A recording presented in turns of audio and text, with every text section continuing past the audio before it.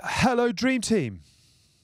For the final time, welcome to The Good, the Bad and the Rugby and our Season 3 finale show as we take stock of what has been an extraordinary year in the game of rugby union. Domestically, we've lost two grand old clubs. Potentially, unfortunately, there might be a third in the not-too-distant future. There is a thriving international scene with France and Ireland leading the way, England and Wales in rebuild mode, and an amazing World Cup now just 3 months away. We're going to get Hask on board a little bit later on, perhaps less for the sort of deep dive rugby stuff, but more for our end of season awards. First things first, how are you? How was your weekend? How's the rev counter? The rev count was good. It was bad yesterday. It was bad yesterday. I was just saying to the boys that I would like it to. Can someone please develop a recording device where I can just put it into my eyeballs and they can see what I can and I can download it later, because I had an unbelievable weekend at the Monaco Grand Prix. From interesting start on Friday to an epic go through the evening and get on a plane with Tom Holland on Monday. So it was good. You best friend? No, not news. I wouldn't say. I don't know. Tom, let me know. Reach out.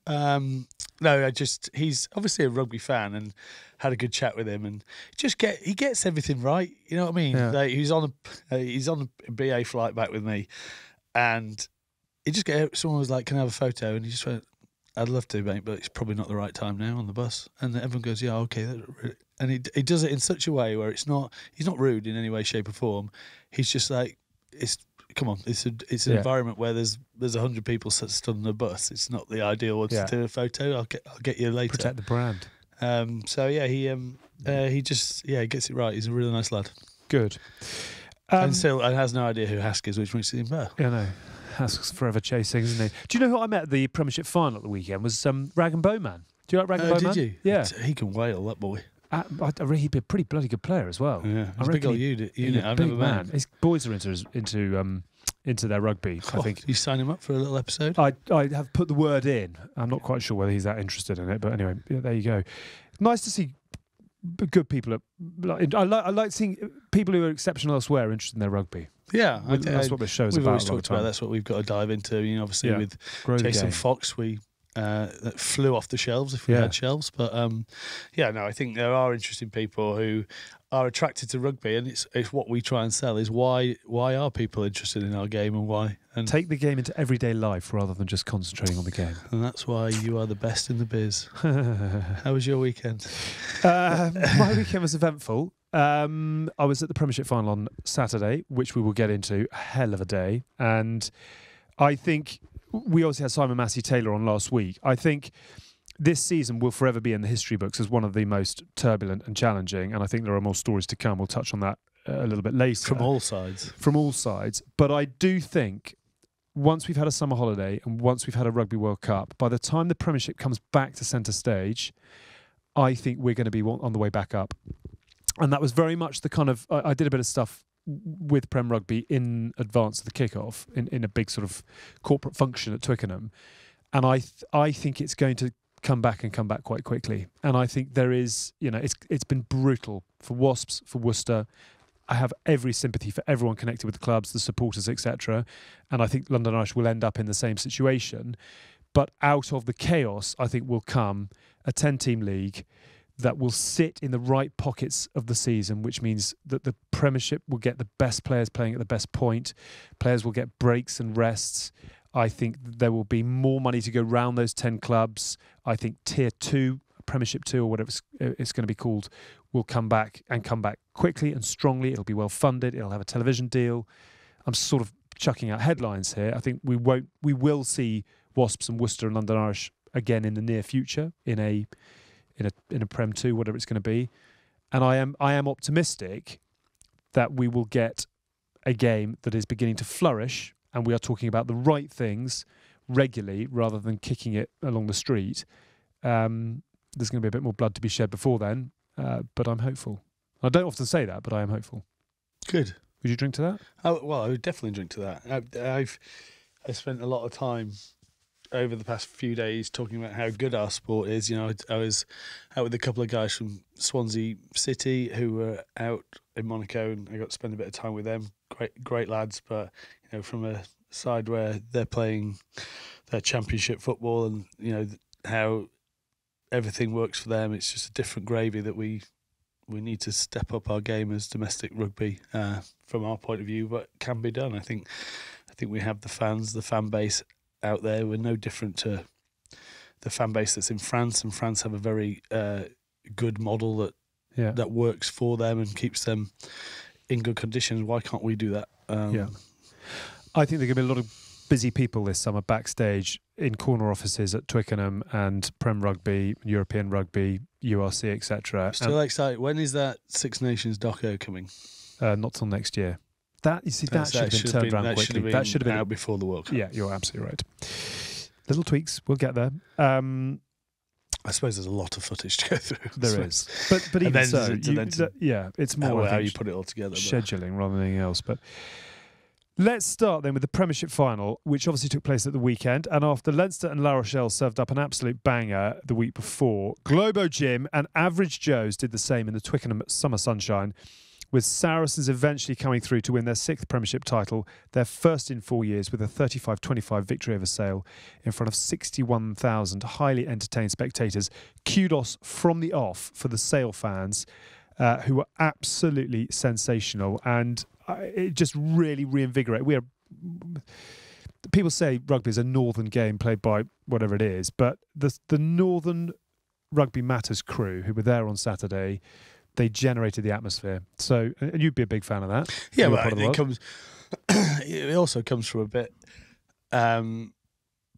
where some just great crack up north. Yeah. So then, if you look at the sort of football mentality and creating songs and just being loud and being able to have fun with it at the same time, that is something that the north offers in great abundance. Yeah. You know, everyone loves chatting to everyone up north, and everybody love everybody. ELE baby, ELE.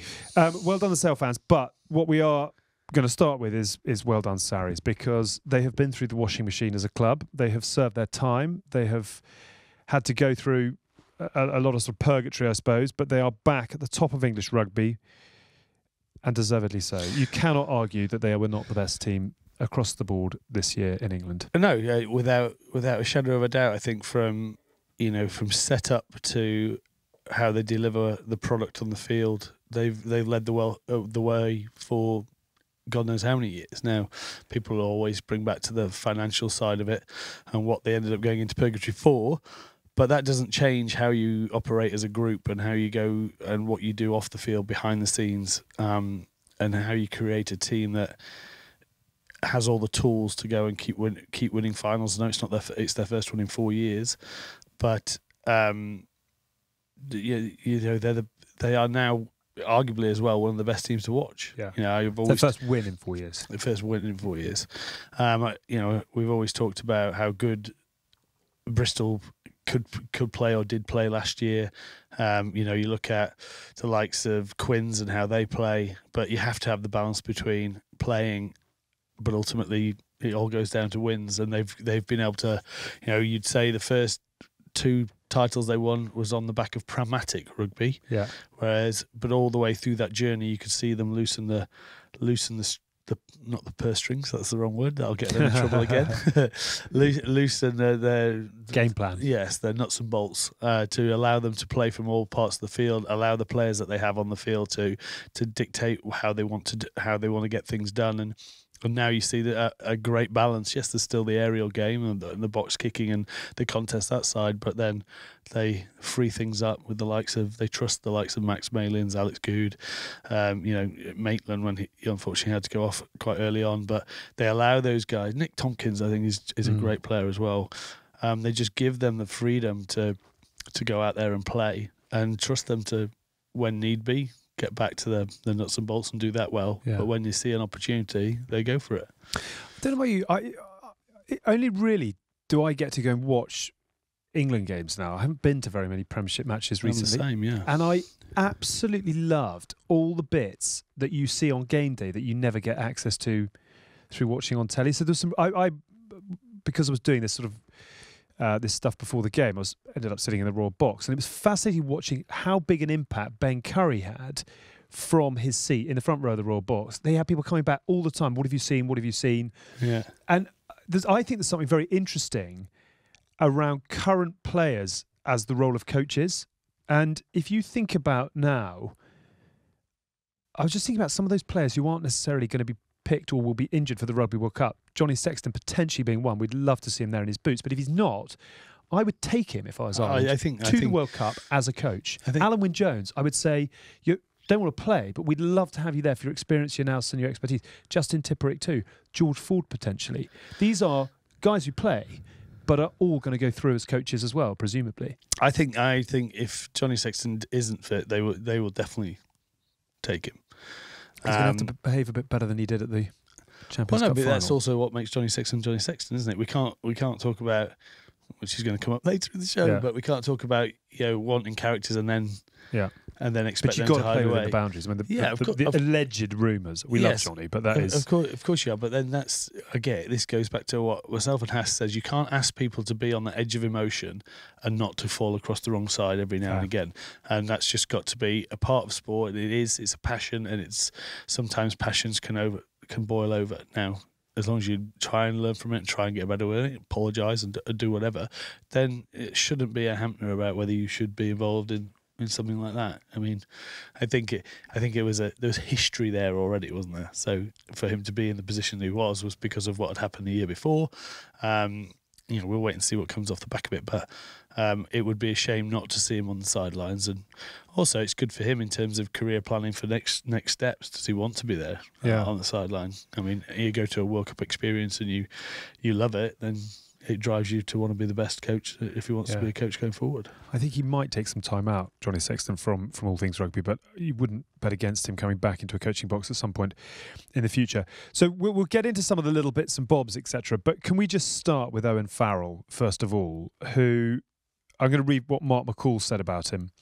If you spent the week at our training ground, you would not believe just how influential he is, how clear he is with the playing group, how emotive he is, what the standards are that he sets, how supportive he is to teammates young and old. He played the best rugby of his life as well, but his leadership is going to a whole new level. When the game is in the battles, and it was 25-23 and we lacked a bit of energy, it wasn't just Owen, but our senior players grasped the nettle really and saw us through very well in the last 15 or 20 minutes. England are in a hurry coming into this World Cup because they've got a lot of work to do and do it quickly.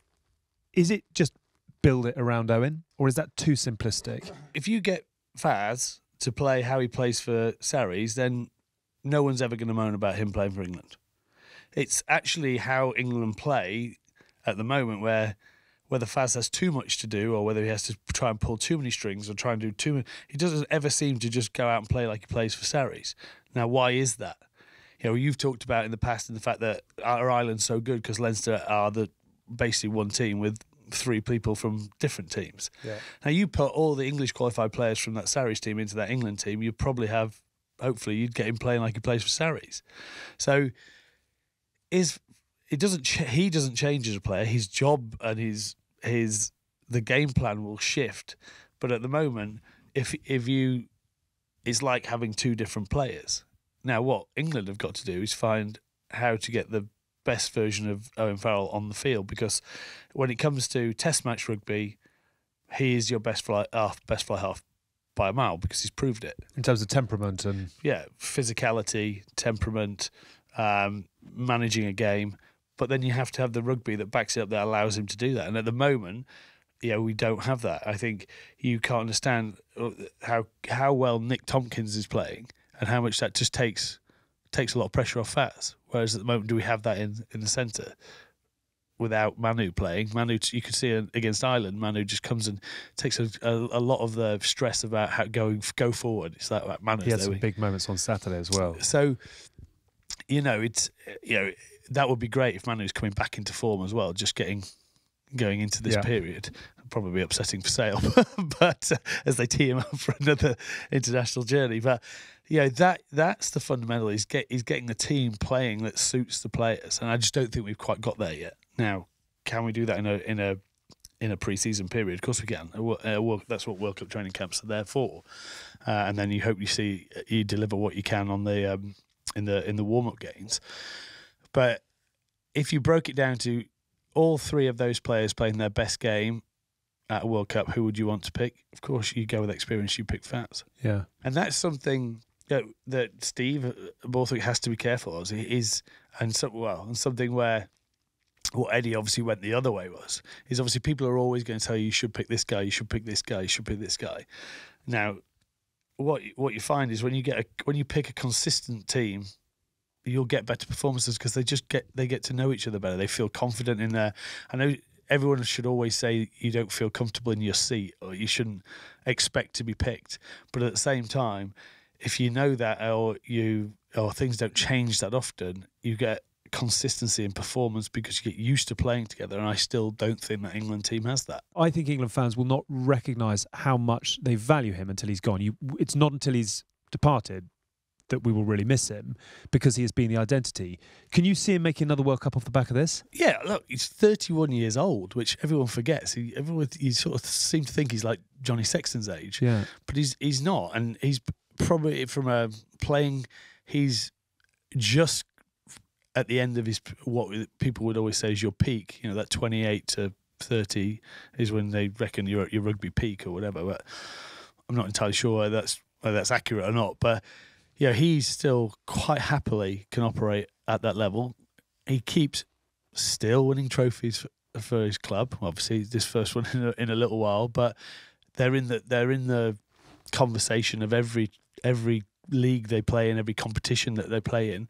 He continuously delivers a better performance for Sarries. That's got to be the bigger question, is how do you then allow everyone? You mean, you look at Marrow was back on the weekend, carrying well, looking strong, annoying. So that's what needs to come in the England squad. That's what it needs to set, and that's the biggest thing. Don't worry about the players that are picked. It's getting the team to do. And as I say, if you picked the majority of those Sarries boys that are England qualifier, you probably have arguably a better England team. You mentioned Faz and Manu, and again, just from watching the game live, there was a lovely moment when Max Malins scored his try off Owen. Yep, lovely little pool ball. Manu clattered Owen, and the two of them sort of picked each other up with a pat on the backside, and you miss those little bits on television, but he's obviously got so much respect from everybody on the field whenever he's there. I'd wanted to move that on to some of the stars of the day, really. So I thought Duncan Taylor off the bench was sensational, did exactly what he needed to. But the performance of Malins, I think one of the newspapers said it was his finest performance in a Sarries shirt. Is he one of those players who he doesn't necessarily garner a lot of headlines, and I'm curious as to why that is, but he just has got... He's a Swiss Army penknife of a rugby player. Does everything exceptionally well. Yeah. But without any... You talk about tall poppies and everything else. He doesn't seem like a tall poppy, but is interesting. He doesn't really... No one looks at him and goes, wow, he looks like an athlete, or he moves like an athlete, but he is. Yeah. That line, he was one of the hardest things when you're just crabbing across the field as Faz is coming around the corner, because it was off a couple of offloads back, wasn't it? Yeah. And then he just went bang, straight line. Faz dropped him in, boom, through, underneath the sticks, away you go. And, and even when crossfield kicks come in on the edge, results always seem to go his way. Yeah. He anticipates what the ball's going to do, but better than most people. He's good under the high ball. He backs himself to the hilts. He can kick. He can grubber things through. We've seen some great tries where, he just puts the ball in behind, sits back up, and he scores these tries. And when you've got players like that, you've got to trust them, which I think Mark McCall does now. Just lets them get on with it and knows that they'll make the right decision. And as I say, we just want. For England going forward, we just need to be able to get those performances out of him in an England jersey. 'Cause what falls underneath, someone like Henry Slade still falls underneath that. Yeah. Great for Exeter, but then never really gets the opportunities where he wants the ball to allow him to be him. And they're the bigger questions coming out of going into this World Cup. How do we get that? A nod to Sale. Sum up their year. I think they've had a fantastic year. I think. I don't underestimate how influential Alex has been. Alex Sanderson, in terms of what he's done. I think he's that new breed of coach that understands the power of the team, and a team that enjoy their time together, enjoy spending that emotional energy with each other and understanding each other. And you know, they're always going to slightly go a little bit more under the radar, being up north.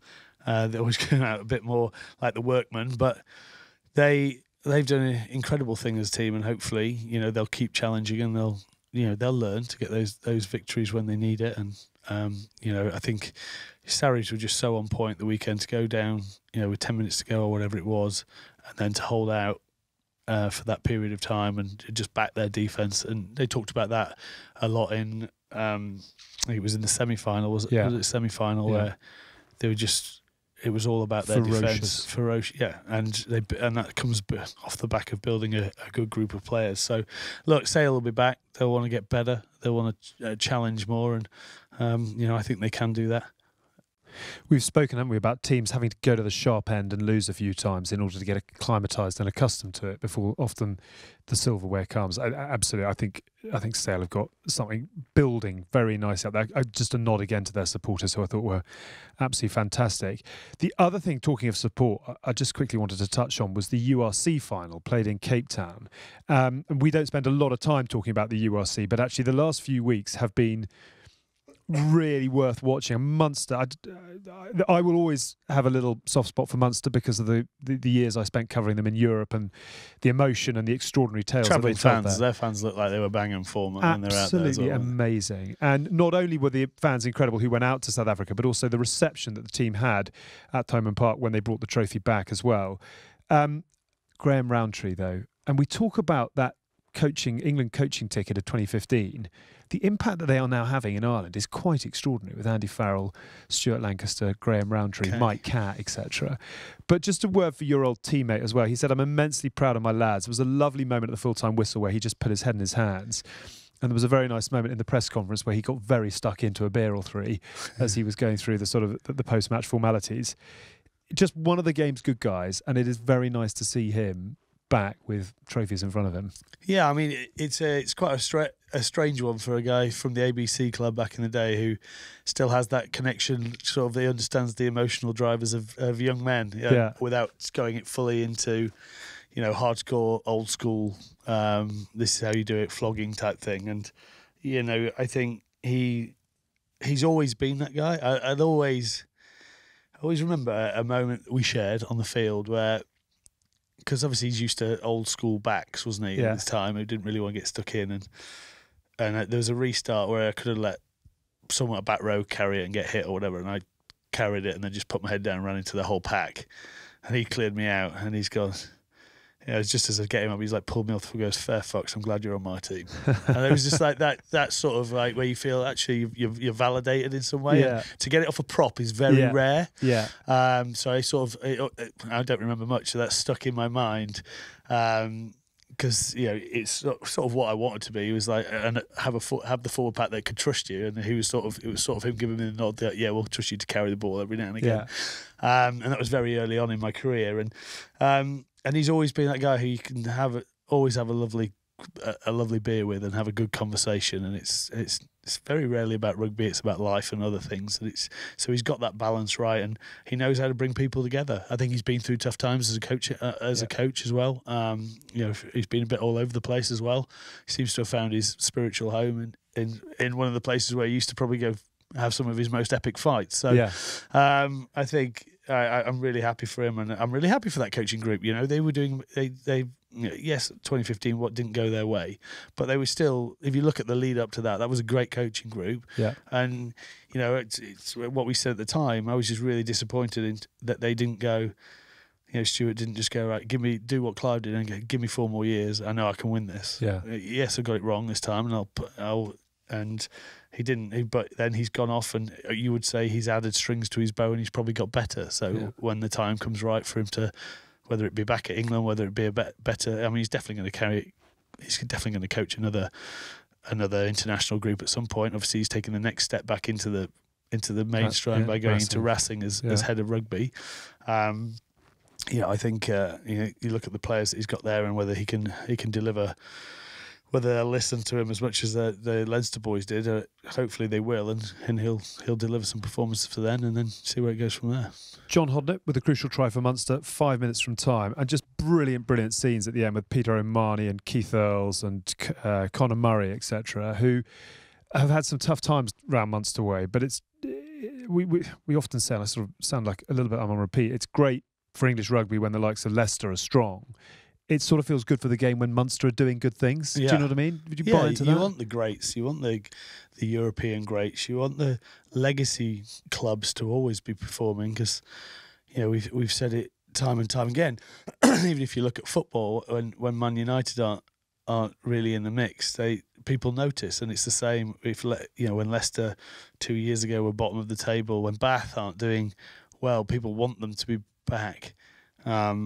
I mean, ironically, now Bath went from a terrible season to then getting into Europe. That just shows where rugby is right now. And look, you need those great clubs to step up. If we're going to unfortunately lose clubs like Wasps for a little while, you need the older ones to step up and be and fulfill those holes. And hopefully they'll do that. And wish them all the best. And he's such a nice guy. Yeah, and anyone who has had to put up with ears like that for as long as he has deserves every success. Amen to that. Heroic Munster, congratulations. Just a quick word, actually, because I have definitely stuck question marks around South African sides in the URC and Europe. But actually, the Cape Town Stadium was absolutely ramming. It was an evening game. It looked sensational. And the reason I'm more than happy to hold my hands up is that not only does it sort of feel like it's now definitely working in the URC, but actually it's really good to see full stadiums in South Africa again. It's been a long time since we've seen proper big sporting spectacles in that rugby land. I used to do the Currie Cup years ago for Sky, and those were big days, but that was 15, 20 years ago. There's been a lot of rugby in between in which it's been one man and his dog in there watching. And I'm from a personal perspective, I'm delighted to see not only the URC energised by South African teams joining, but also South African rugby energised by the URC. Yeah, I think we'd all agree we didn't really understand it.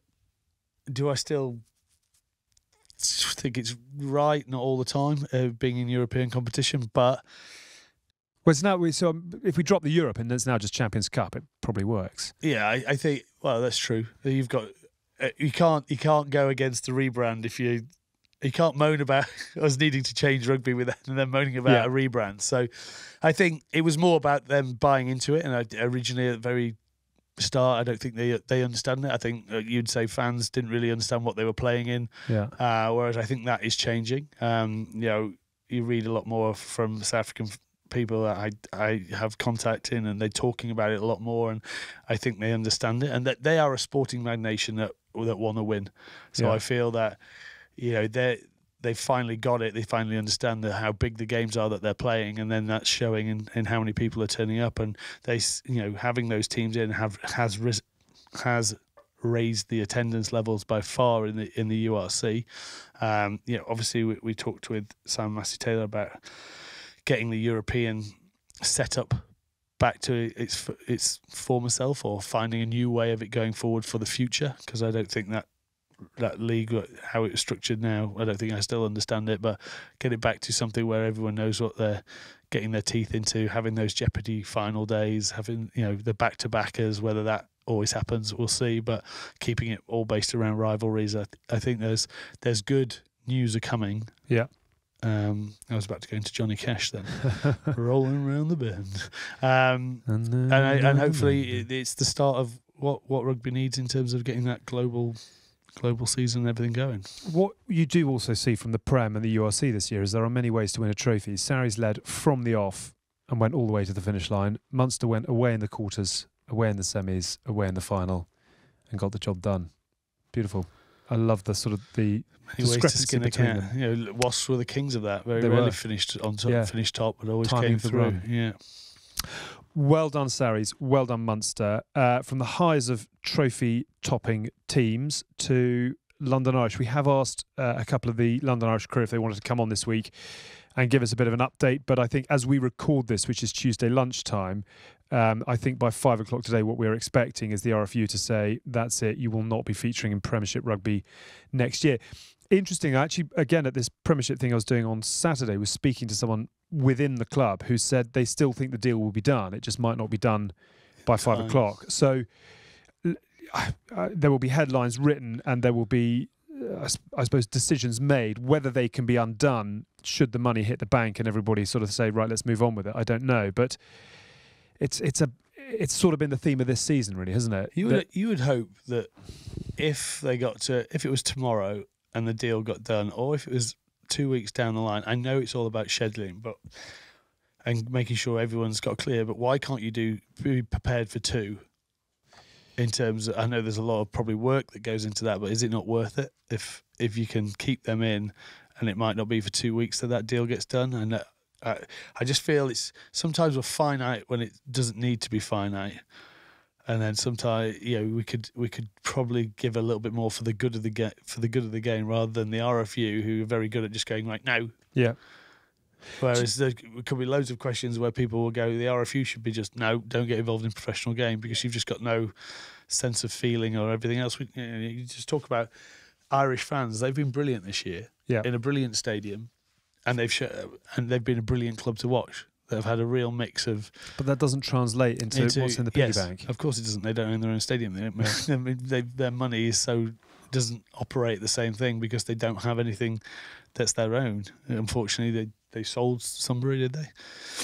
I presume, yes, for housing, I think. Whereas if they still had that and they could redevelop it, or they could find a different plot that they could build something on. Yeah. But unfortunately, that's the case. But even if they do save it this year, that's something you've got to find. They have to find their own home that is theirs, because otherwise you can't build something. No. We shall see with London Irish. Can I just as a 2p as well, emotions are always going to run very, very high around desperate situations like this. But there are a lot of people shooting a lot of people in positions of power here. I'm certainly not here to defend Bill Sweeney or Simon Massey-Taylor, but it's worth stipulating that London Irish had £30 million worth of debt long before Simon Massey-Taylor became the chief executive of Premiership Rugby. I don't think Bill Sweeney or Simon Massey-Taylor are ever in a position to salvage a club that has got the problems it has. No. It's important to recognise who the people are that are meant to be making the saving of these clubs, not just shooting everyone at the top. Yeah, have I explained? Do you know what I mean? Yeah, yes, I agree. They have a very difficult job, but that's also what they've been brought in to deal with now. The irony is, just imagine if London Irish got to the semis and then got to the final, and then they could have won it, and that could have been the swan song. I mean, you want to, if one of your best teams on the field, you want to try and protect that if you can. That's my thing. Is I just hope the RFU aren't too ruthless about it. I get it. I understand the money side of it, and that's something they've got to plan for the future. But that group of players created something special this year from where they've been in previous years, and it'll be a shame that their reward might be to not have a job. Yeah. Okay, well, good luck to all involved with London Irish, and let's hope that we do see you doing what you do best with full stadiums and full hearts before too long. Should we move on to a couple of other bits and bobs? So Barbars against the World 15. Alan Wynne-Jones played for 80 minutes, played like Michael Jordan at times, dreadful off the kicking tee. Eddie Jones was there on great form.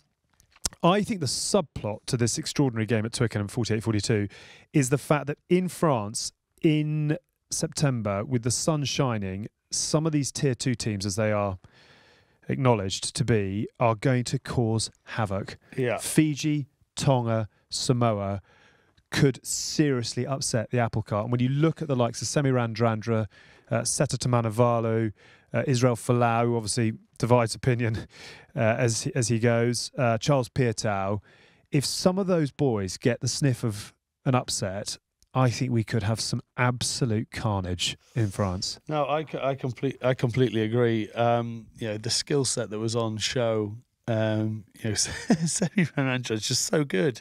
It's going to be interesting. Obviously, Fiji and Samoa sit on the C and the D side of it, so the England and Australia's beware. But they could ruin if they get their day. You know, we've seen it in Fiji. Fiji have almost been there in places before. Was 2007, Wales Yeah. they did, and then very nearly did South Africa. Yeah, and I think, you know, if the more of the Pacific Island boys that are now playing in France, and they're pulling things together better when they get together. And the Drua in Super Rugby, Yeah. there is more and more game time happening as a collective. So hopefully, as long as they look after them and they get everything right off the field when they come together in the World Cup camps or whatever, then yes, without doubt there's the talent there. And their spacing is now equal to the Tier 1 teams. They used to play 4 games in 20 minutes in a pool station. That was it. Thanks a lot, off you go. Now they've got rest and recovery. Yeah. Hold on to your hats. I mean, to have South Africa, Ireland, Scotland, and then a Tonga that not only could cause you problems, but could also, from a physical point of view, create some issues. That is a physical group. Yeah. You've got to look after your players in that group. The backlines on Saturday, and we said this actually in the coverage, the backlines on Saturday were like garages of supercars. Yeah. I mean, you just have a lot of fun watching that horsepower does what it does best. I'll never forget coaching the bars where we had Rico Gear. Jose Gear or Rico? Jose, then I had, what was the... Rokathoko. Yeah, and the mad New Zealand winger with hair. Unbelievable step. Rennie Ranger. Rennie Ranger.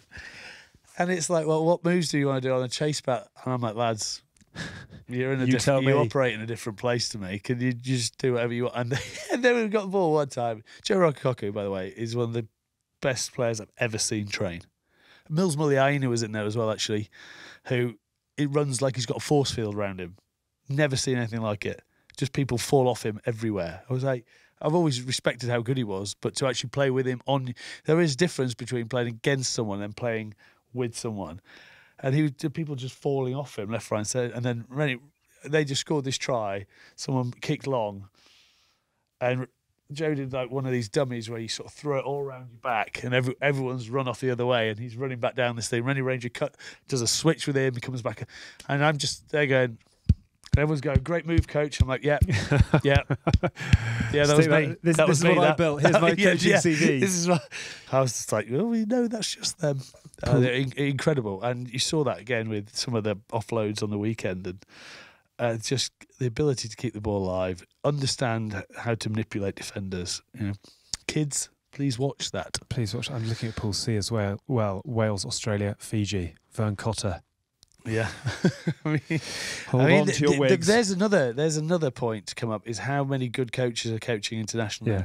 Yeah. The disbursement of coaches that have been through good times, bad times, but then come around to another international job. And if you get one of the Pacific Island jobs right, and you really bond with that team, and you can get them to understand, play together. Mainly it's nuts and bolts, isn't it? It's about exits and not getting too overeager all the time.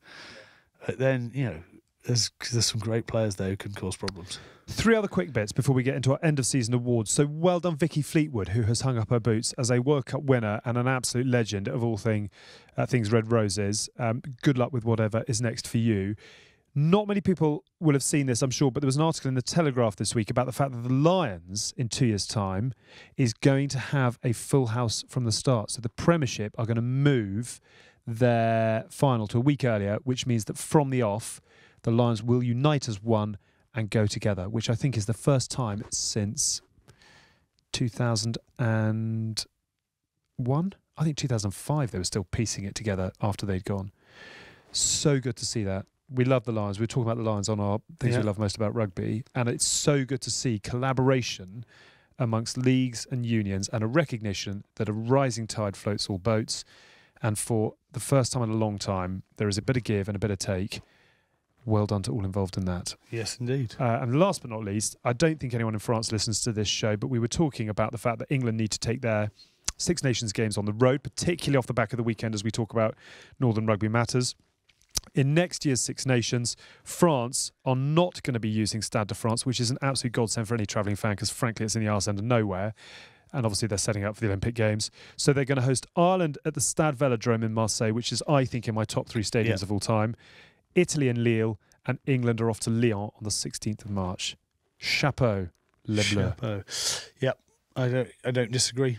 The only thing I'd say for this is everyone working together, because the biggest problem with taking England on the road is Twickenham make so much money for the game from there. Now, yes, you want to grow the game, but how much are they then giving to the stadiums that are going, and it doesn't go back into rugby? That's a deal. I that needs to agree be with done. that, but can we find a way of that's the making up that question. shortfall? Because it would be, I went to World Cup game at St James's Park where it was absolutely rammed. The atmosphere was insane. I did that one, and obviously they also did they did a Champions Cup up there as well, haven't they? And I'd love to see it. I remember playing at was it Old Trafford? I was commentating when Quates volleyed that ball over, and Ugo, and the atmosphere was insane. Yeah. So I think it is a great thing to do, but also to put the boring side of it, you've got to understand that all those pennies goes. But what we were saying is, if the Red Roses start selling Twickenham out, you'd be. Yeah. I think you're only allowed a limited number of games at Twickenham anyway. So if you can build up the Red Roses to enable the men to then go on tour, win-win, win-win. Feed the beast. Indeed, but slightly different price points. Yep. But unfortunately, you've got to grow it. Well, you cannot just be a Southwest London hub for chins and bobbers. I agree. It's got to work though. There's some good rugby in there, actually. Should we bring in the Hoff to lower the tone? And no, I joke and I jest. Let's do an end of season wrap up on all that's been going on the pitch and for us as well. So, Hask, lovely to have you with us. How are you? Where are you? What's happening? I'm good, thank you. I'm in the south of France. I'm actually in a place called Saint-Paul-de-Vence at the moment. Just chilling out. Obviously, had a crazy weekend at the Monaco Grand Prix. It sort of started on Friday night with a DJ set on one yacht, and 3 days later, 4 more sets on 4 different yachts. And honestly, they got progressively bigger every time. The one that was most outstanding was, I don't really know the name of it, but it was where basically all the individuals had paid 60,000 euros to basically drive their supercars to Monaco, and then in celebration they put on this party. And they, most people sort of had a set of decks on the boat. They had built a full stage with dancers, cocktails, drinks, like just levels of wealth you could never comprehend. So and then I went out with Chris Gale on Sunday evening. I'm not sure he knew who the hell I was, but we had a good hug. He's a very sexy man. And then I got bed about 5:30, and I honestly dead. I was dead come yesterday, but now I'm slightly refreshed, and now I've got a sort of calmer week as we build back into Ibiza in 2 weeks' time. Just tell me about Chris Gale. I mean, was there sort of comparisons of sporting greatness between the two of you, or was it just the love of the party? I mean, he's a big unit as well. That's always helps. Big men at a party, 2 big men. He's actually, I think he's taller than me. But he was, he was a very good guy. Obviously dressed up to nines in sort of a black and white sort of, I want to say like zebra print setup. I can't remember exactly what he was wearing because I was so drunk. And I've befriended a couple of Australians who are now best friends, who I'm not sure what they do, but I think they're hairdressers actually. I mean, I haven't got a lot of use for that, but maybe come November. They were great form. We just chatted really and sort of laughed, but it was kind of, I don't think he knew really who I was. There's a lot of tight smiles and a lot of kind of like, yeah, mate, yeah, sweet. It wasn't, I'm not going to say we're going to be carrying on contact post his trip. Oh, here it was. Yeah, he's wearing a black and white. Well, it's a full black and white cord with writing on it. But and he had like chains, full shades, threads on, hat. It looked like an absolute pimp. Amazing. Loves a chain. Life in the fast lane. Tom Kerridge saw as well. Tom Kerridge. Oh yeah, he was out there, was he? He loves his rugby. Tom Kerridge was great. I very well. Yeah, he was. Yeah, he's fantastic, Tom Kerridge. What a boy. Met all his team. They cooked on a couple of the boats I was on, and the food was next level, which was good. Apart from Chloe kept handing it over to me while I was DJing the decks, like parmesans going on all the controllers and going into bits and pieces. So I got full, and we did about £3,000 worth of damage. Apart from that, what very M&S problems? Yeah. Hummus in the mixer. Yes, I can see that you've changed, Hask. Okay, right, I tell you what we're going to do. Let's have this very quick kind of fly through. This is not exhaustive. It's not definitive. I'm sure everyone else will have their own views on what has been over the last 9 months or so. But we're going to pick out a couple of highlights, I suppose, in amongst a number of categories. Just, I suppose, to mark the card of what has been a season of real highs and certainly despairing lows. But should we start with best game? Chuck us a couple that you have really enjoyed and that live long in the memory. Well, obviously we talked about the Leinster-La Rochelle game, didn't we? Yeah. Last week. There's been a few epic Prem games. You know, Exeter, what was it, 40-something? 43, 42 Quins. Quins. That's a hell of a game. It was a pretty good game. You know, you look at the games over the weekend, I think you look at even the Munster game was tight when it went to the end. The Prem game was a brutal, high-quality sort of test matchy level with Globo Gym coming out on top. So you then go back to the Six Nations, you look at the games in there, Ireland, France.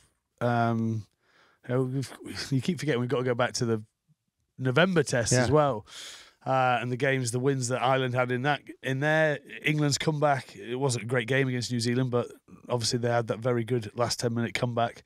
So there has been games galore. I think we've said previously for Six Nations for the last 4 years that it seems to get better each year. And again, you go back to even some of the Italy games this year were just incredible to watch.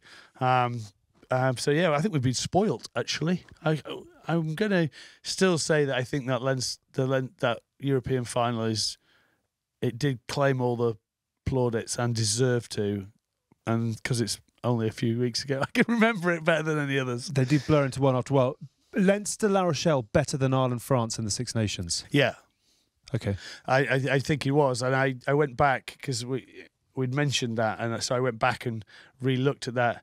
Just don't think that there was some epic moments from France, but I don't think they weren't there for the full 80. Whereas La Rochelle and Leinster, they both brought it for the full 80 minutes. And it, you know, if France could have been a little bit more consistent in that game, I think it would have gone closer to the wire. But you know, Ireland was just too good that day.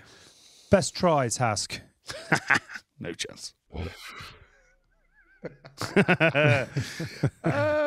I would. Read what I sent you. Just read what I sent you. I'd say. I was trying to make it out like I wasn't reading it.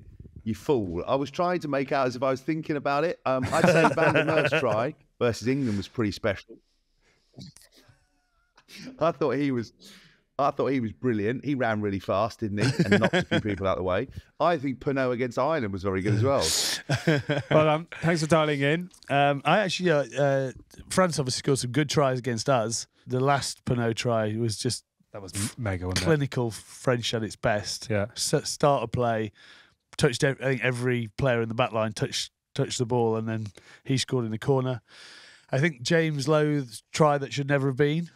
Was where the foot somehow didn't hit the ground despite hitting the ground. So hell of a finish, though. To be fair, hell of a finish. But I might have been with someone over the week last week, and they had that footage all the way through, and it might have been that the Irish crew chose not to show it. Is what I heard. So on the world feed, they had on the world feed they had that angle straight from the start, but it never got shown. When they were reviewing the try. So that's not the first time. I mean, that's a big statement, but that's not the first time you've heard. I know, allegedly, but I've heard similar before. I've heard similar in South Africa where they've done the opposite. There was a game against New Zealand, box against New Zealand, and there was a late shot, and Pat Lambie kicked a 3-pointer from halfway, but they stuck it on the big screen to get the penalty. Right. I do wonder. I wonder whether they're moving into neutral directors as well as neutral I don't know whether, GMOs. but you don't know whether it gets lost in whatever in the world feed that it didn't get through in time, because obviously first thing that's shown at half time is the correct angle that shows it's clearly touched the floor. Yeah. So yeah, but it doesn't take away what a hell of a finish it almost was. But then I think one of the most important tries was probably was it Dan Sheehan who scored straight against France off that inside ball? Yes. Just well worked, well rehearsed, what Ireland do well. That was against England, wasn't it? He scored a few this year, Dan Sheehan. Yeah, and to be fair, Shane Horgan tipped him about 2 years ago. I think he'd probably be Lions 2 at the moment, don't you? Ireland, just when they get into their detail and their execution, and then obviously having a hooker that moves like a back also helps. Yeah. Anthony Watson against Wales. England had tough times this year, but that was a nice finish, wasn't it? Yeah. Well created. And I thought Ramos's first against Twickenham against England. I mean, they scored quite a few nice ones in that game, to be fair. Going back to that, there's some quite nice ones from the weekend in that World 15 versus the Barbars. There's some ridiculous offloading. Favourite players this season, Hask? I thought Ollie Lawrence was brilliant for England. I think him having a bit of a rough ride under Eddie, or not feeling like he was given the recognition or the chance, and then for having to move clubs and then play as well as he did, from Worcester to Bath, and then ultimately sort of cement that place with England as the go-to man, as the game line man. I thought it was very exciting, very good. Hugo Keenan. Yep. I think has been outstanding. Mac Hansen. Yep. Has been outstanding. Obviously, we're not going to talk about the man that is Antoine Dupont. Who else has been? Aldrit went well in Europe, didn't he? Yeah, Gregory Aldrit. Yeah, he went very well. I'm going to go for the other side of it. Sarah Byrne. Yep. Has been outstanding. Like I generally think she's the best player at the moment in the women's game by a long way. Yeah. It's insane. She makes more yards than a back or a winger, and they get to run the ball back. Best of the boys in England colours, Hask. It's a very good question. I think Ollie Lawrence. I think for me, Ellis or Ollie, I'd say. Okay. I think coming back, I thought Jack Willis really should have came back with a bang, and I'm quite excited to see how he can go in the World Cup. I think Freddie Stewart was great for us. I think he's got a bigger role to play when we can get our back line sorted out and how we want to play. Anthony Watson coming back, I think he's very exciting for us. I thought Marrow played well on the weekend, which is good to see at the end of the season before we go into... A few of them beginning to get back to their 9s out of 10, which we need. So hopefully Jamie George is good. He tells me he's okay because we'll need him, even though that Dan that came on... Theo Dan was very good on the weekend. But talking England-wise still, sorry, I've segued. I'd chuck in Tom Pearson as well for London Irish, who as an up-and-comer, we love up-and-comers on this show, and I think he's going to have his day when the sun really shines on his back. I tell you what, Hask, the thing we've had, it's been a fairly turbulent season, but if I threw you the biggest statement of the 2022-23 season, where would you go with? I'd say that the Sale fans, they were brilliant when they came to Twickenham. The whole sort of slogan, Northern Rugby Matters. I think I upset some of them. I got a few messages from some of the Sale players that I reined it back in at the end because basically I sort of took away with one hand and gave the other, just saying they are quality, but they were average shows in comparison to the conglomerate that is Saracens, the unstoppable emotionless force that is Saris. But I wouldn't say inundated, because 4 messages isn't inundated, but there was a couple of people who said that I talk utter shit, which I can't deny. But I think, obviously they're very keen to keep their sort of northern identity and kind of really embrace what's going on down there. And I think, look, we love Alex Anderson. There's a lot of fantastic Sale players that we know personally who are friends of the podcast. And I think, them making that statement, getting all the way to the final is pretty special. And ultimately, they're not quite as good as average shows, because average shows did beat Globo Gym. They did. Maybe there's another chapter to come. I'm sure there is. Well, I was going to say that I love the fact that there's some fans actually. That's the best thing about rugby, right? And Chloe and I were kind of talking about this. That is if you got a sense of humour and you can embrace kind of being cheeky, I think it's the best sport in the world. I love that people got a flag made with average shows, that Sale social media put out, a meme of kind of Globo Gym with all the face of Saris on versus average shows of Sale. I just think just stuff like that's amazing. And when fans come and get so embraced in it, and that's the best side of sport, and that's the best side of rugby, and why, and the fact that even when I played the 6.5 shirts with Chris Robshaw, people just throw stuff out there, and you can either get really bothered and perturbed about it, or you can just roll with it and go, yeah, we both were 2 average 6.5 that sort of did a job. And I just love those Sale fans did that and ran with it, because it is, this podcast is never meant to be about kind of like the minute detail. There's other people we said that they do this. It's meant to be about the fun, the emotion, the people. And I think watching those Sale fans embrace it, all wearing average Joe's tops and flags and shit, and absolutely loving it. I think that's why I love this sport. Not anything else, really. It's just the fact you can run with it and have a sense of humour and just go with it. I wonder if Average Hask should be a feeture on next season. We'll find a way to wangle that into way. Let's keep the pace up. Biggest headline for you? I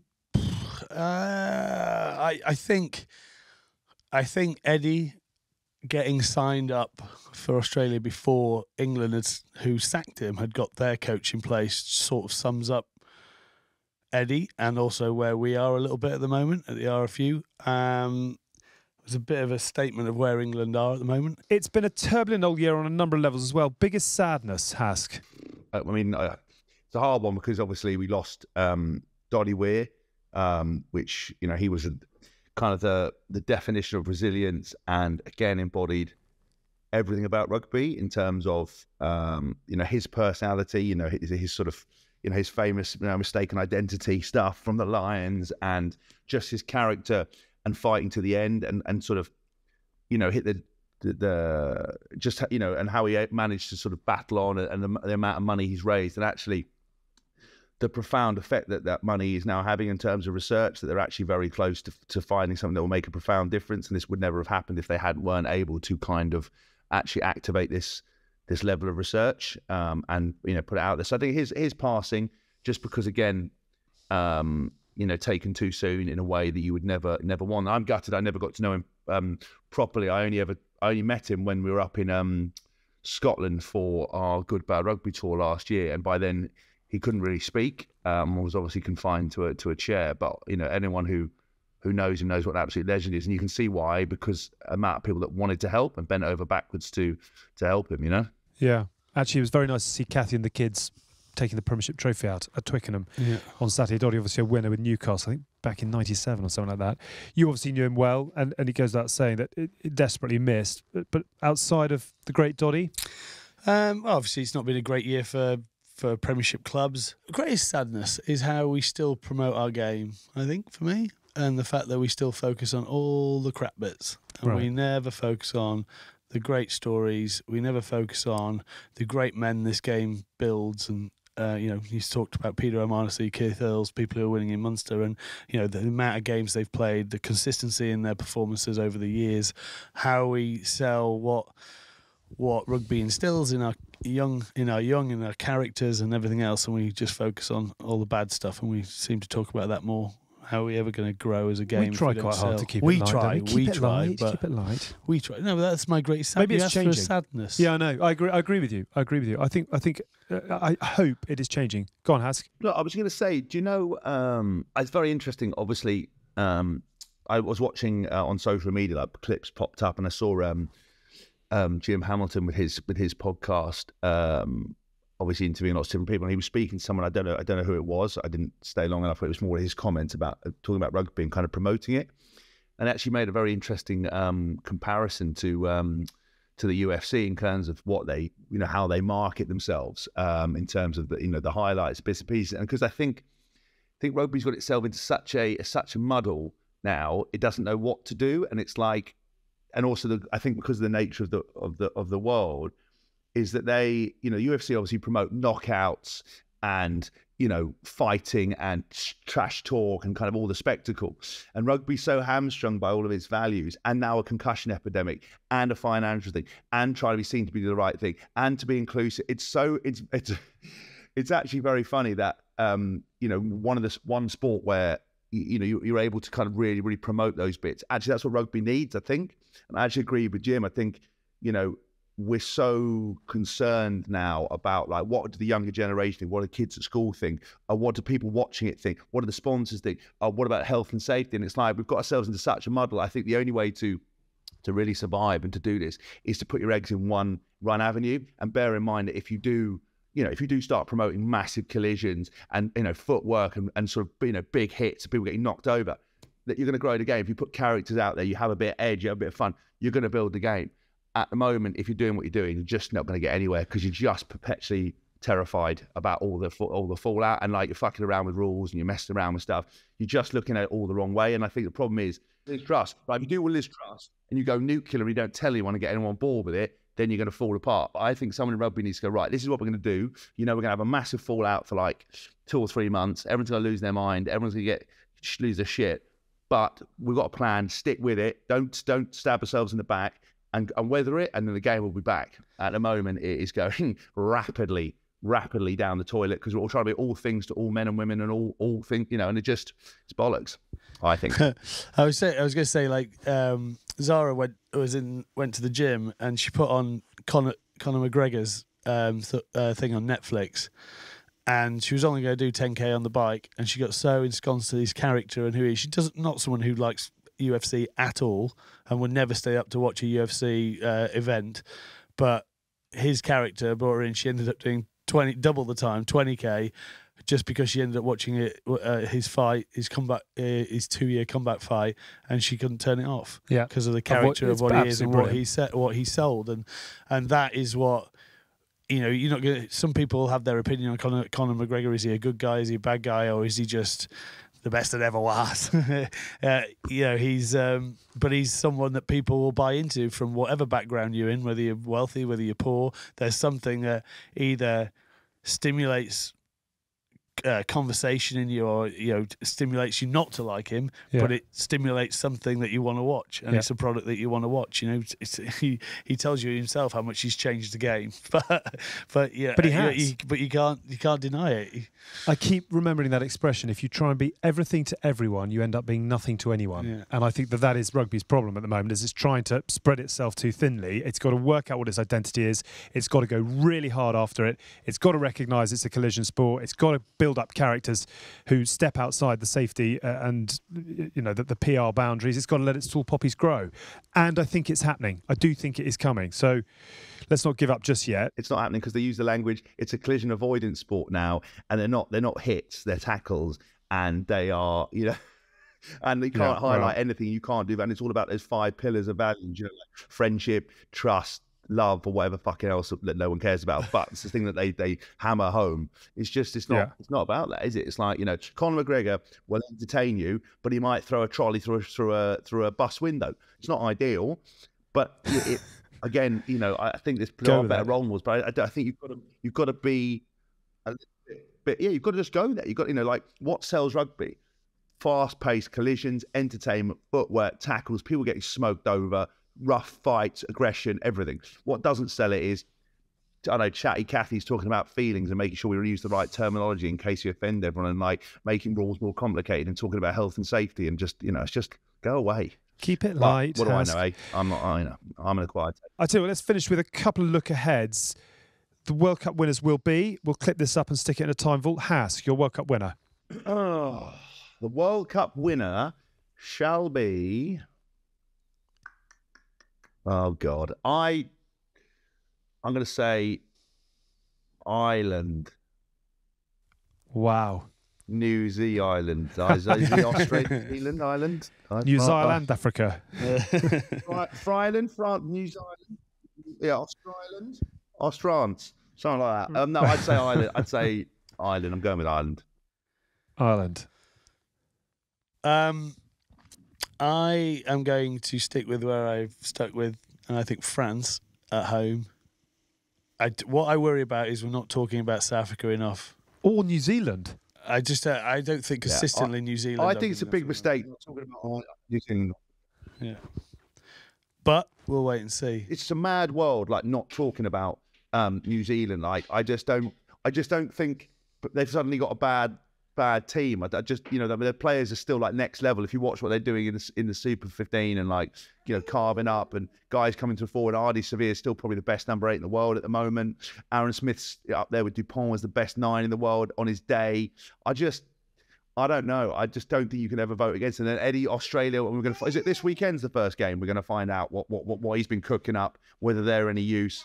I just can't see a Southern Hemisphere side not being right up there towards the end. But again, what do I know? Turns out a lot because I guessed right the Premiership final anyway. But we're all hedging our bets. I'm not sure I can pick one. I do think a pound on England is going to be worth it if they can get the Sarries boys firing. Keep it simple. England are a good World Cup team normally. South Africa are the best. History-wise, they can find something from nothing. I think Australia can be fascinating. I've just got a horrible feeling about South Africa.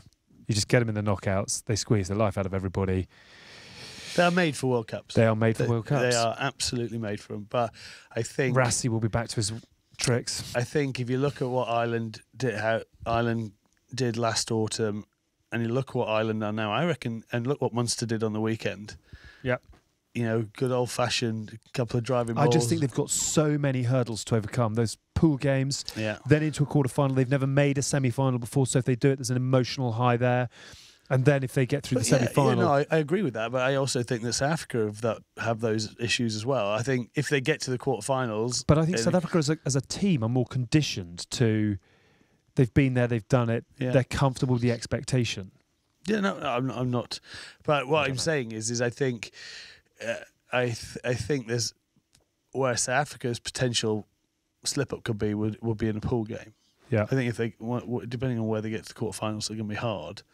But there could be a potential slip up for them. The other thing that I worked out this weekend is that South Africa play Ireland and then Scotland. So by the time Ireland and Scotland meet each other, that is your first knockout game. Yeah. Because one of them will have presumably lost. Yeah. So that your high stakes come very early, and it's a very, very long run from there to the final. Yeah. So it's if any of the teams on that side of the draw win it, it's got to be one of the most impressive Rugby World Cup wins, because they're not getting an easy game, because they're down games. They're gonna they've either got Samoa. They'll all be about bonus points as well. Yeah, and it's gonna. So you're gonna have to field a majority of the time. You can't be making wholesale changes. No. I think you're gonna, and then it's what you think back to Wales in that semi-final and how just beat up their squad was. Yeah. Could it be that side of the draw? It's going to be who can manage their players the best as well. Yeah. Hask's gone Ireland, Tim's gone France, I've gone South Africa, which means lump on New Zealand, England and Australia if you're wise in what you do. I tell you what we do just before we finish, Hask, because I know you've got loads of other bits to be getting into. We don't want to keep you from your holidays. Should we have a quick reflection on our season as well? So we started off, God, it feels a long time ago, at Tyndall Towers with the new additions, Bodie, who we can hear is very chatty in the background. We had Fox Davis with us as well as Ben Kaiser. We have been on a bit of a road trip since then, because this season we've spoken to Warren Gatland, Matt Kovacic, Sean Edwards, Ellis Genge and Jack Knoll, Shane Horgan, Jamie Roberts, Bob Skinstadt, David Pembroke, Wayne Barnes, Sam Whitelock, Bill Sweeney, Simon Massey-Taylor, Eddie Jones, Jordan Murphy, Greg Laidlaw, Tommy Bowe, Lawrence Delalio, Matt Dawson, Johnny Sexton, Eddie Hearn, Anthony Watson, Jack Willis, Henry Arundel, Ben White, the boys from Ukrainian Rugby, and Jason Fox. That is quite a cast list, actually, that we've had. Some real highs in there as well. We've had over 4.5 million listens this season. So thank you very much indeed to our family members who've been on overdrive with the click, repeat, reboot and go again. Unbelievably, I'm told it's an increase of nearly 20%. We've had over 1.8 million views on YouTube. We've had over 2 million subscribers across social media platforms, mainly because of Tim's on I'm a Celeb, it says. 37 shows, 3 breakdowns, 3 specials, including our show dedicated to the late Her Majesty the Queen. God, that was this season as well, wasn't it? I know. It's been... What a year on so many levels. Emotional roller coaster, Alex. An emotional It has roller indeed. coaster. We're all ready for a holiday. We've been on commercial shoots with Domino's, Honda and Infinity Sports Travel, as well as at Aylesbury Rugby Club for their Play Together, Stay Together campaign, where Tins actually did play. Added to that, multiple green rooms at Twickenham. It's been quite a year for all of us. So therefore, a very quick fly through. Your favourite guest this year, Hask? Oh, that is a good one. I very much enjoyed Jason Fox. I thought he was very, very good. I thought he was very fun. For you? Ones that jump out, Eddie Hearn, just a way different mentality of how he thinks about things. You enjoyed staring at his shoulder for 2 hours as well. Yeah, and he, you know, when someone you feel that you want to get in there, you feel that you like him more because how hard he made you work for it. It's all about the chase. Yeah, so that one. Who else? I obviously wasn't on Foxy. I would have loved to have been on the Foxy one. Ibiza was mad for all sorts of reasons. Eddie's farewells, I think, were quite emotional, particularly for you, Hask. I think we were the only boat rowing in the direction of supporting him. Actually, having seen him on Sunday as well, he's looking very well. He's looking very ready to go. He wouldn't give anything in terms of ammunition around World Cup, but I think most fans, now the dust has settled, would say they'd love to see Australia lift that Bledisloe Cup again. Yeah. I think he'll be very good for Australian rugby. Anthony Watson, I thought, was a very good show. Yeah, great honesty in terms of what characters and a bit more of the depth of what. I tell you, I quite point. Go on, Hask. Go. You know, when we did the show with Shane Horgan, and was it Benjamin Kaiser when we sort of did, and then there was somebody else that I'd never. Rog, I tell you who was on my European Rugby? favourite ever. Yes, European Rugby and Shane Horgan, but then also Bobby Skinstad show. That was amazing. What a boy he was. I would have loved to have played with him and been on the smash with him. He was a proper boy. He was poster boy for Bok Rugby for many a year. Anything else from His, you, Tins? his brother has actually just moved into Minchinhampton. Oh, really? Yeah, so I get to see him every now and again for a coffee. Oh, nice. Good. Just so I'll let you know. Anything else we're proud of this season? No awards. We don't really tend to go in for those. Hopefully we've just spread a little bit of cheer for an hour a week. Thanks. Not much more than that. Spread it a cheer, I think. All right. Oh, yes, the adverts, Hask. Which has been your favourite? Well, I mean, the Domino's pizza one was amazing, just purely for the acting skills and the shambles of it was great. And then I'm trying to think what else. The filming the Infinity Cruise boat with me wearing like that thong and like all the support staff like trying not to look me in the eye as I was like posing around on that bed was pretty terrifying. I also think the Honda one where apparently the girls won, but actually smashed them on every single one of the things and broke one of the cars and dented it, and everyone trying to be like, it's fine. That's why I've got insurance. It's fine. Don't worry about it. And because it was Tins who did it, everyone was like, oh, that's absolutely fine. If I did it, stern words in the corners, whispered meetings, all that bollocks I've put up with my entire life. Do you just want to explain how Tins broke the car? Yes. So basically, we. I don't know where I started. Well, so when we did the domino shoot, where basically Alex's lovely wife's Fiat 500, which is basically like a Portaloo on wheels. It's been sort of dented and dinged, and like even Alex's own sort of admittance, the dog shit in the back of it, and they just don't pick it up. Do you know what I mean? It's just like a real sort of feral family car. And so anyway, we decided that we thought it was quite funny to jump on it, and because it's got quite a sloping bonnet, I tried to do the sort of the policeman from every sort of 1950s, 1960s police job, where you slide across the bonnet and go across. Obviously couldn't do it on that, so we just jumped on the roof and wrecked it to Mrs. Payne's sort of chagrin. She was very upset with that. And then the next day we went to do a Honda shoot, and I decided that I could slide across the top of the bonnet. And if you catch it right, obviously I slid straight across it. I thought this is brilliant. And obviously in slow motion, as I went across, you saw it sort of buckled a little bit, but it carried on. Tins tried to do it. As he slid across, his knee hit the front side of it to start with, so dented it. Then his arse slid across it, and then as it went off the other side, it completely dented the bit on it. And everyone, I mean, Paul, our videographer or director at the time, he was shocked. He had to quickly walk off vaping quite furiously, panically vaping, trying to hide himself in the cloud strawberry cheesecake ether. And then producer Shira, who unfortunately is a playground snitch, saw that and started getting all flustered and panicking, and then basically dobbed this into Honda because they reckon no one would have noticed. Now, I'll admit, the knee dent that Tins left, people were going to see that. The other bit, we could have got away with it. But yeah, we basically broke it, and then, because it was Tins, everyone just smoothed it over. But even then, I question marks were over me, like who started it? I think you've led Tins astray, as opposed to him being the oldest one of all of us, and that he was the misbehaved. So yeah, we broke it. But it's like one of those days where, and you just sort of get to figure out where things go in a changing room. There was only two of us there, and we just started giggling, and we were like, well, what can we do next? What can we do next? I had gone to the loo, and my parting words before I left you was, don't do anything to fuck this shoot up. It's all going on track. We're looking for a renewal. I went away for 5 minutes. I came back and everybody was clustered around a bonnet with £15,000 worth of damage done to it. But it was sort of like then when we're getting in the car, and as you imagine, we're just such kids. And then, I get in with all the milk in the back seat, and I could just see Hask's eyes changed. I'm like, there is no chance I'm getting out this car with any of this in this bowl. And then immediately he just hammers it, and it gone within 2 seconds. And it was like, well, it doesn't matter now. You can drive as fast as you want because it doesn't bother me. I can't get any wet. The wetter, the car has just taken all the beating, and just do it in a quick time, will you please?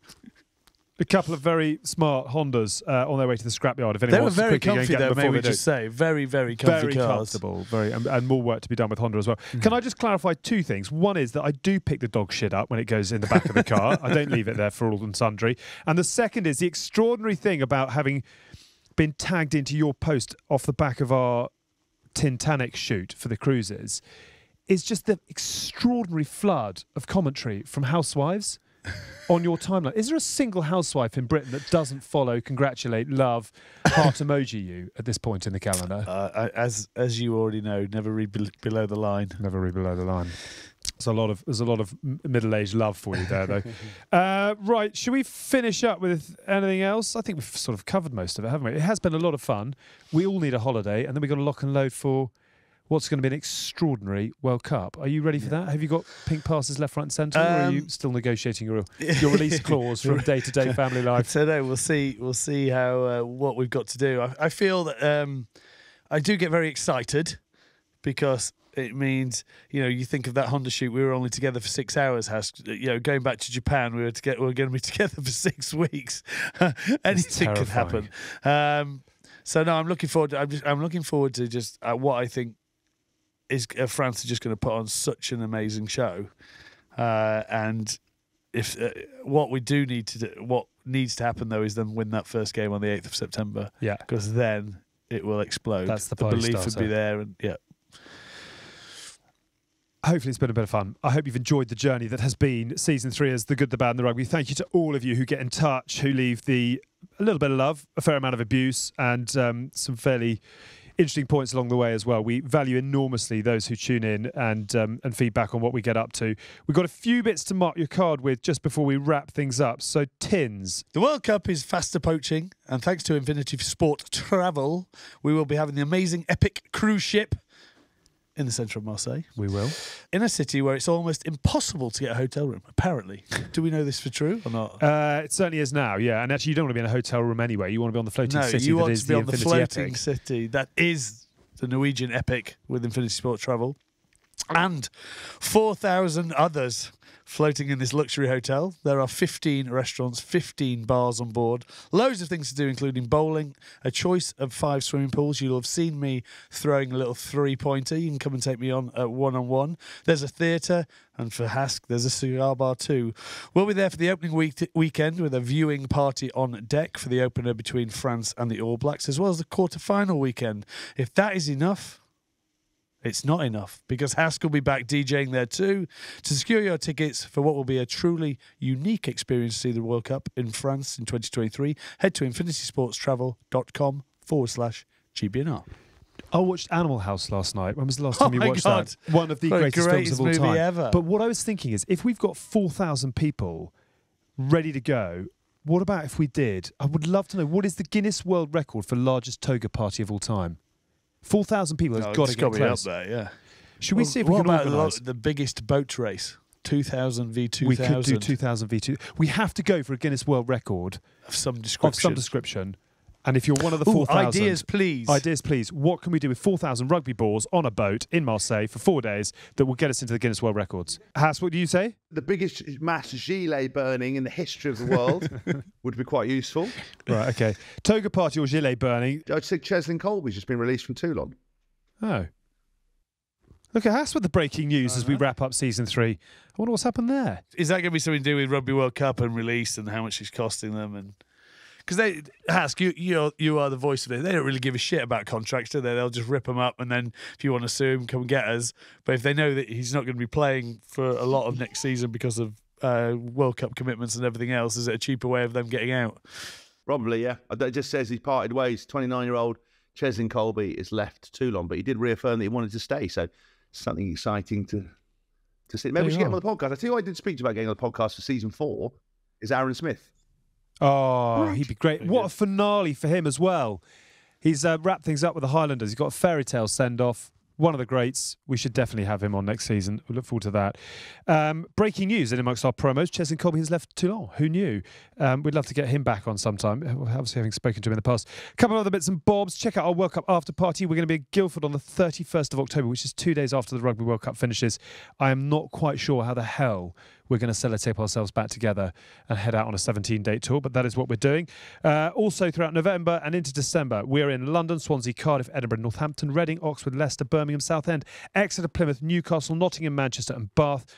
Tickets are available at Ticketmaster. Search Good Bad Rugby and you will find them there. It'd be lovely to see you out and about, hopefully celebrating what has been a mega Rugby World Cup. Do you want to do the Good Scaz Rugby, and actually what a season for the Good Scaz Rugby. It has This been crew. a fantastic year for Good Scaz. Don't forget our sister pod, obviously, the Good Scaz the Rugby, sponsored by Vodafone. Elmer, Mo and Scaz will have the inspirational Exeter winger Jodie Ounsley on this week's show, where she will talk about being the first ever female deaf player to play for the England senior side, and sensationally, this is the best bit, being named as Fury, one of the new gladiators in the reboot of the 90s show. Do you know who else is involved in that? Is Alex Gray. Shaggy Gray. Oh, really? Ex of NFL. Yeah, yeah. Ex of London Irish, yeah. So he's one of them as well. Oh, wow. Yeah, it's That's coming awesome. back. We did say Hask should have been on there as, what was it, what were we going to call you? What's your gladiator name? The Sabotage. Sabotage. Yeah, I thought Sabotage was a good name for you. Controversy. Yeah. Backstabber. You'd have been good at that. Yeah, I'd love that. I could have done. I could have been the modern day wolf. 100%. I mean, I could have just got. Once my new barnet's sewed in on November, I'll have a curly perm set up. I'll just be mean to everyone. I'll push other gladiators over, push the contestants over. I did actually call up my agent. I was like, "Why is it? How's this got to the net?" And apparently they didn't want anyone with the existing TV profile. So obviously I was too well known. You know, probably too costly, I I'd would imagine imagine, so. to get me to commit to something like that. And the body's not great. Does Criminals on Camera count as a TV show? Cancelled on camera. Right, that's us done. Well done, Hask. Lovely to see you. And Bodie, who's checked in as well. We're going to finish. I'll just say one thing. Doesn't it have to look better when it's all pixelated and really slow? It really does. Yeah, I hope it's been yeah. a clearer picture for you than for us, because the delay has been eternal and the picture has been piss poor. But other than that, it's been a lot of fun for the three of us to catch up for the final time this season. And we're going to finish by saying thank you to all of our guests who we've mentioned. Thank you to you, the listeners and the viewers, for the, I was going to say love and feedback, but for the love, the abuse, and everything that comes in between. And a big thank you as well. We're a bloody nightmare and we know it, but a big thank you to all of our team who do a very good job at keeping this show on the road and straightening out the mess that we make of it. So, Shira, Ollie H, Darrett, Dan, Paul, Zander, Tommy Rockets, Kath, Craig Superfan, Sam Stash, Ollie W, Ali, and our eternally long-suffering MD, who is Jot Form Nick, keeps coming back for more, and we're very grateful to him and to all of them for the way that they keep us and our show on the road. We are a pain in the arse and we know it, but we're very, very grateful to each and every one of them. As far as what's next for us, the beach is calling, as I hope it is for you too. We've then got the World Cup in September, our tour after that, and loads of great guests, ideas, and a whole lot more chaos planned for season 4. Very much looking forward to what is to come, starting with the big dance in France at the beginning of September. You ready for a bit of downtime? Yeah, I'm You need to dry yourself out, man. There is possibly that. The last two Right. weekends have been The Betty Ford clinic for you for the Yeah. next 2 months, and then we'll But undo it- the but damage. it's what I'm very good at is going hard, but then going zero. Right.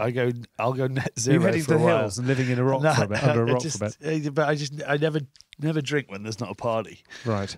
I just need to stop going to my parties. Life's one big party. But no, yeah, I'm looking forward to. I'm gonna get away with the fam some point in July, and then possibly again in August. And we've got a few things cooking backstage that we need to be on, so we'll still Yeah, we be do. in. Even though the visual show disappears, the road show behind it keeps going And they come from a land somewhere. somewhere. Watch this space on that one. Well done. We've had a lot of fun. We will have a lot of fun again in a few months' time. Once again, thank you to all of you for being involved and being part of everything that is Good, Bad and Rugby. The show is produced by Shara Kilgallen and Ollie Hunter and is a Folding Pocket production. To the beach. Enjoy yourselves. See you in September.